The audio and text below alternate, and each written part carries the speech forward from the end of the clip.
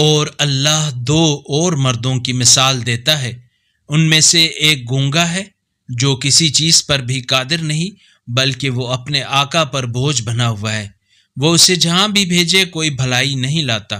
کیا یہ اس شخص کے برابر ہو سکتا ہے جو انصاف کا حکم دیتا ہے اور خود صراط مستقیم پر قائم ہے؟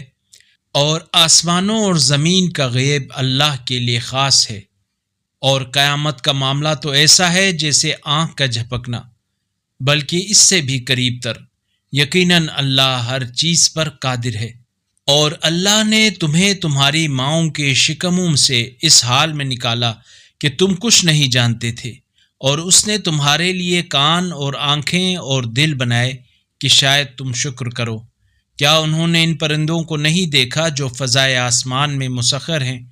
اللہ کے سوا انہیں کسی نے تھام نہیں رکھا۔ ایمان والوں کے لیے یقیناً ان میں نشانیاں ہیں۔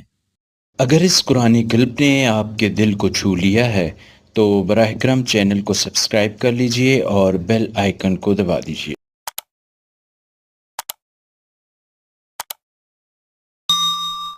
اللہ نور السماوات والارض، اللہ آسمانوں اور زمین کا نور ہے۔